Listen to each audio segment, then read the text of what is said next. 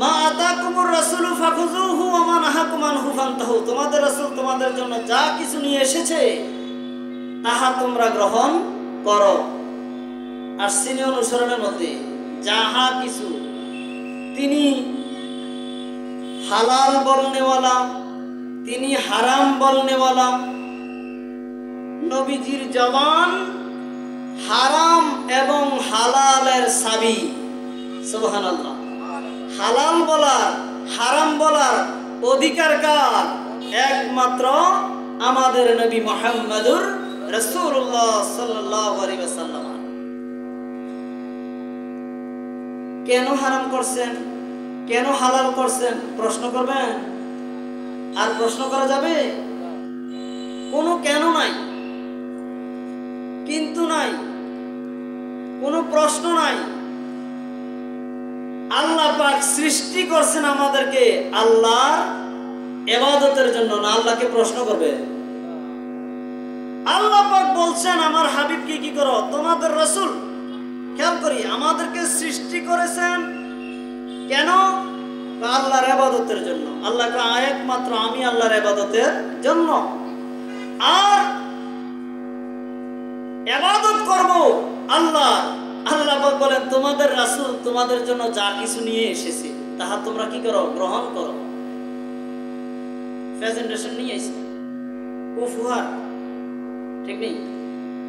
এখন এগুলো আমরা আগে নিজের পরিচয় নিছি কি আমরা গর্বিত এমন নবী পাইয়া, ঠিক না? তিনার পরিচয় সূত্র অনেক। জিনাকে সৃষ্টি না করলে কোনো কিছু সৃষ্টি করতেন না। তো এমন নবী যাহা কিছু নিয়ে এসেছে তাহা বলছে আল্লাহ কি করতাম? আমরা গ্রহণ করতাম। এখন আমরা যদি নবীজিকে গ্রহণ না করি, নবীজি যাহা কিছু নিয়ে এসেছে তাহা যদি আমরা বরণ না করি, তাহলে কি আমরা আসলে নবীর উম্মত? তাহলে কি আমরা আল্লাহর সৃষ্টির শ্রেষ্ঠ? তাহলে কি আমরা আল্লাহর ইবাদতকারী? কোনোভাবেই আমরা আল্লাহর ইবাদতকারী হতে পারবো না। আরো ঘোষণা করেন ওয়া মা নাহাকুম আনহু ফান্তাহু, তোমাদের রাসূল তোমাদেরকে যা কিছু নিষেধ করে তাহা থেকে তোমরা কি থাকো? বিরত থাকো। নিষিদ্ধ বিষয়গুলোকে বর্জন করো। তাহলে এই সৃষ্টির মাঝে হালাল হারাম একটাকে গ্রহণ করো আর একটাকে বর্জন করো, এই দুইটা বিষয় থাকবে না? না থাকবে? যদি নাই থাকবে তাহলে বর্জনের প্রশ্নই আসে না। তাহলে বর্জন করার বিষয়ও আছে। আমরা এই দেখা দেখি জন্মসূত্র থেকে আমরা পিতা মাতার থেকেই দেখতেছি এটা ধরুন, এটা ধরুন, এগুলো খাওয়া ভালো না, এগুলো শুনছি না?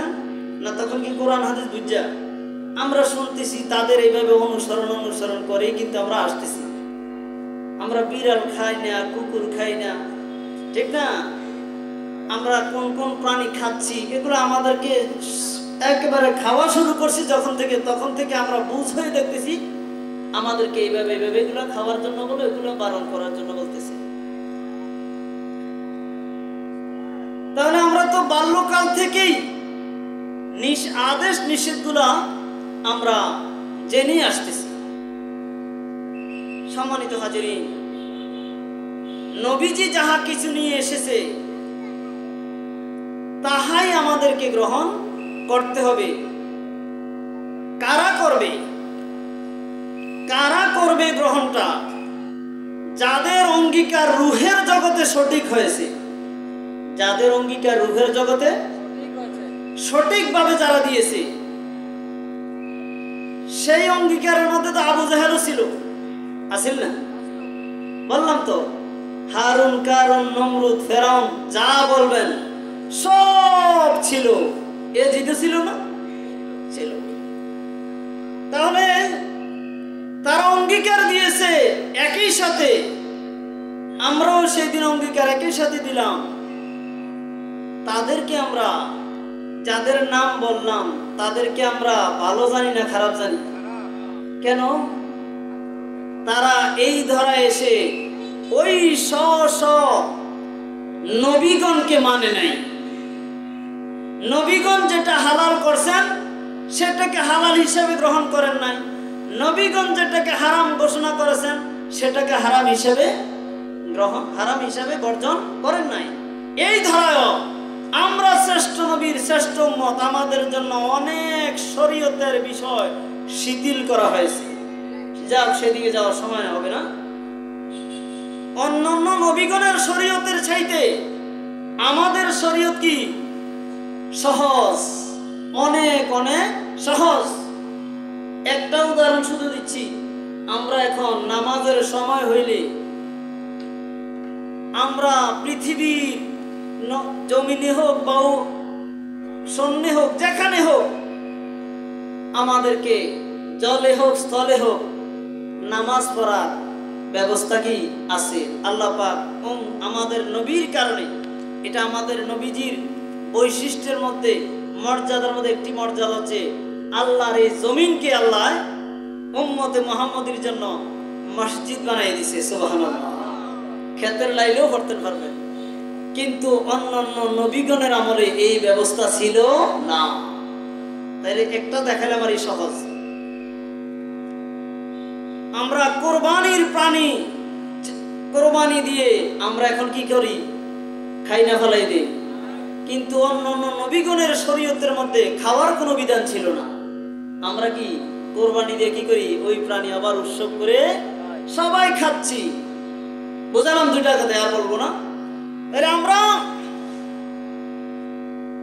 এমন নবী পেয়ে এই নবীর আদেশ এবং নিষেধ যাহা কিছু তিনি নিয়ে এসেছেন তাহাকে আমরা কি করতে হবে? গ্রহণ করতে হবে। এখন নবীজি কি নিয়ে আসছেন? সংক্ষেপে যাচ্ছি। আমরা দেখলাম যাহা নিয়ে এসেছেন তাহা তিনি আমাদের জন্য দিয়েছেন। দিয়েছেন কিনা? কি দিয়েছেন? নবীজি বিদায় হজের ভাষণে বলে গেলেন কি নিয়ে আসছেন, কি দিচ্ছেন। তারাকতু ফিকুম আমরাইন, আমি তোমাদের জন্য দুটি জিনিস রেখে যাচ্ছি। তার মানে দুটো নিয়ে আসছেন।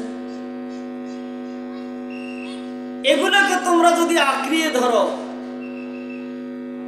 তোমরা কখনো লাং তাদিল্লু মা তামাসসাকতুম বিহিমা কিতাবাল্লাহি ওয়া সুন্নতিহি।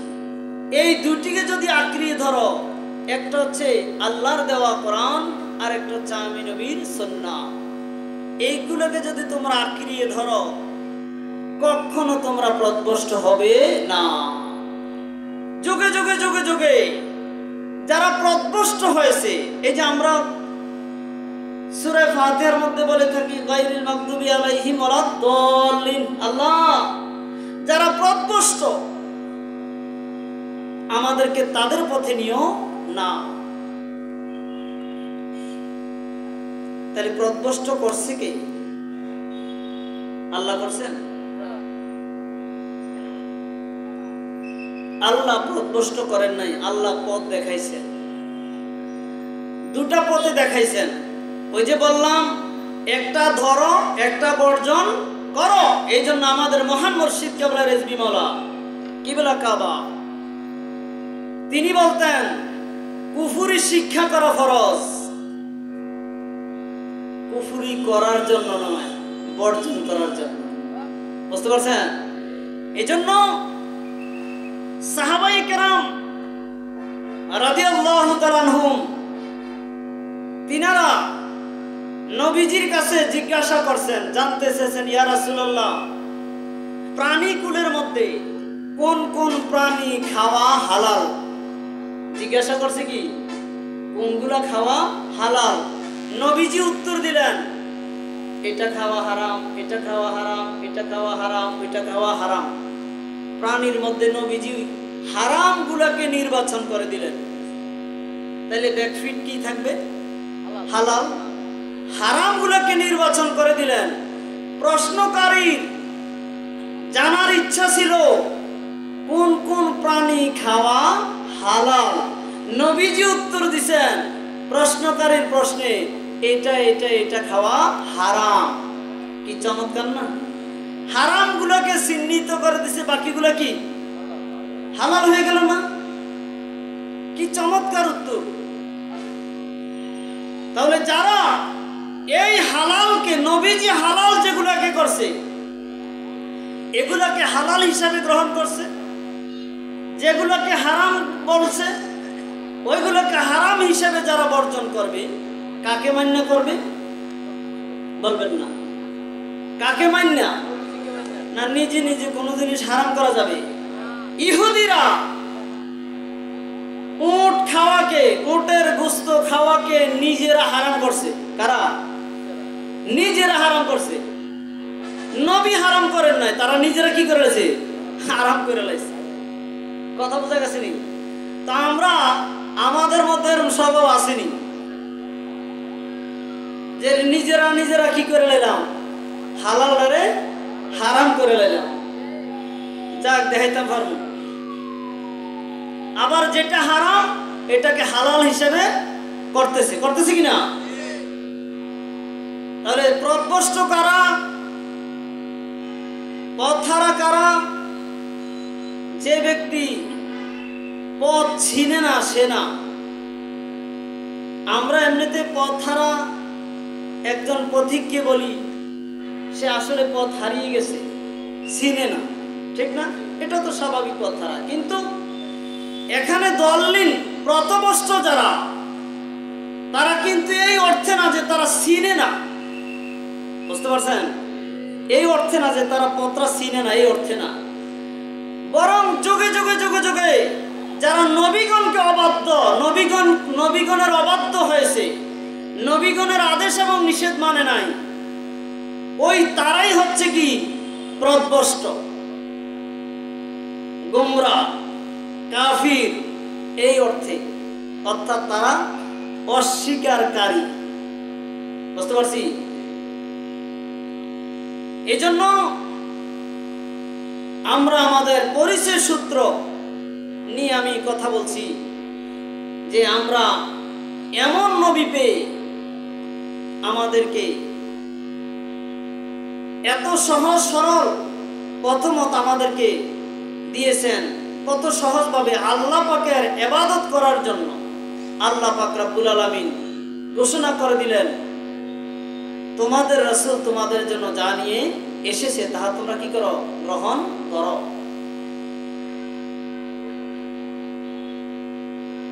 এই গ্রহণ করতে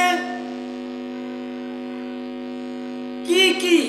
একটা কোরআনে কারীম, আর একটা হচ্ছে নবীজির কি সুন্নাত হাদিস শরীফ। এই দুইটার মধ্যে যা আছে